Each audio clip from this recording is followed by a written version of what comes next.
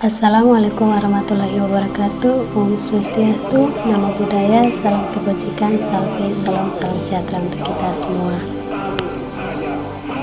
Perkenalkan, nama saya Cherly Dewanti Koa, NIM 8593260006.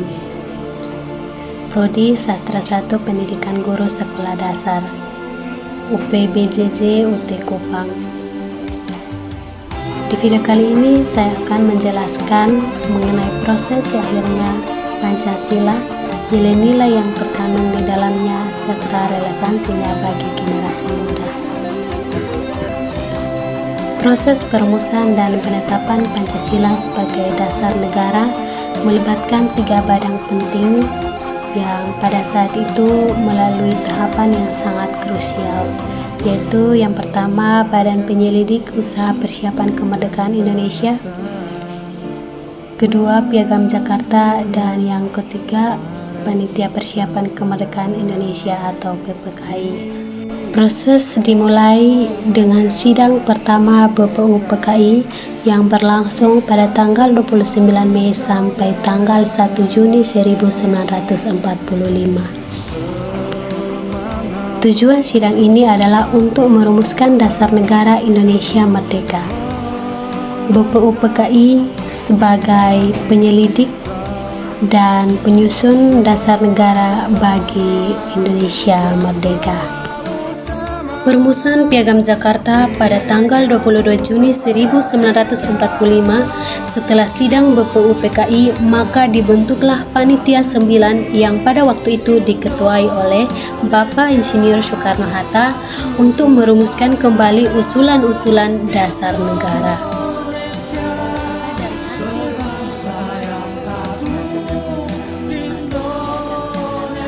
Dalam sidang pertamanya, ada beberapa tokoh yang menyampaikan usulan mengenai dasar negara, yaitu yang pertama Bapak Muhammad Yamin pada tanggal 29 Mei 1945, yang kedua Bapak Soepomo pada tanggal 31 Mei 1945, dan yang ketiga Bapak Insinyur Soekarno-Hatta pada tanggal 1 Juni 1945.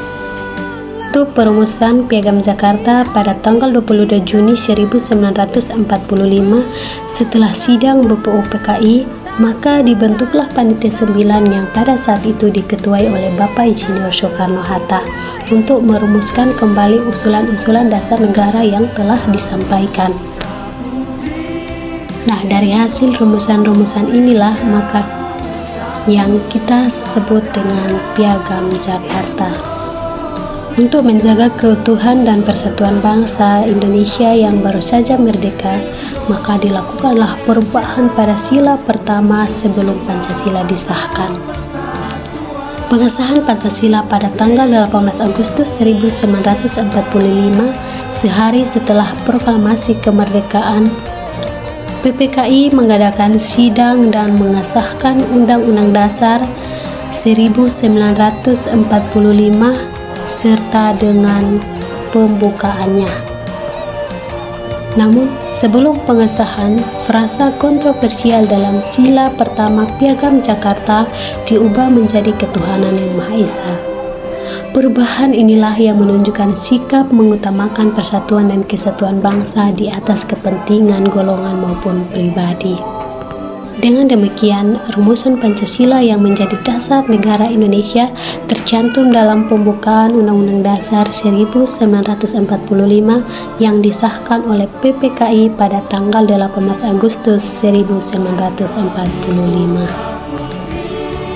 Nah, dari apa yang telah tadi saya jelaskan mengenai lahirnya Pancasila, pembentukannya, serta pembentukan Badan Penyelidik Usaha Persiapan Kemerdekaan Indonesia, kemudian ada Panitia Persiapan Kemerdekaan Indonesia,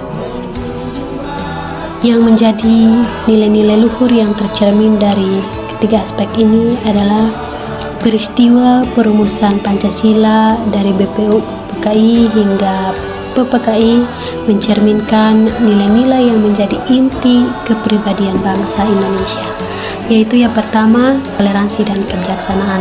Terlihat jelas bahwa dalam momen perubahan sila pertama, dan Piagam Jakarta, para pendiri bangsa termasuk tokoh-tokoh Islam menunjukkan sikap rela berkorban dan mengutamakan kepentingan umum di atas kepentingan golongan maupun pribadi demi persatuan bangsa yang majemuk.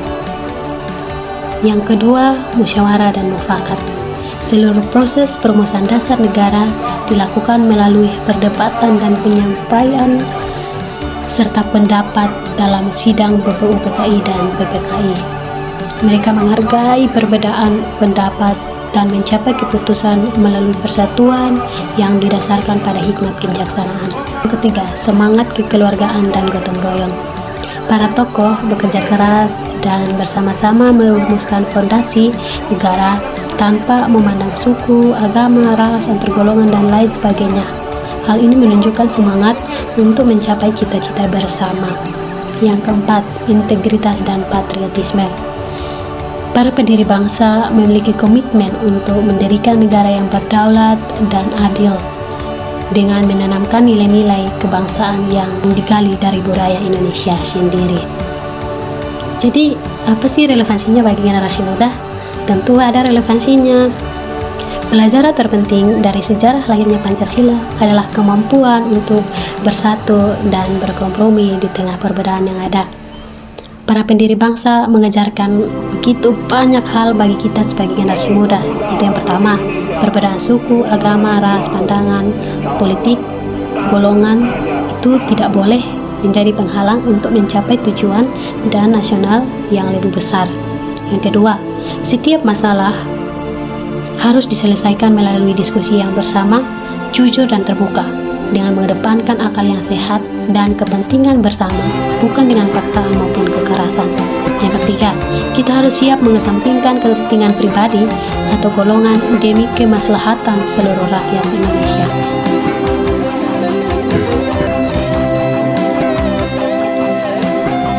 Untuk bersama-sama menunjukkan nilai-nilai yang terkandung di dalam Pancasila dengan melakukan hal-hal yang bermanfaat untuk bangsa dan negara. Suku dan bahasa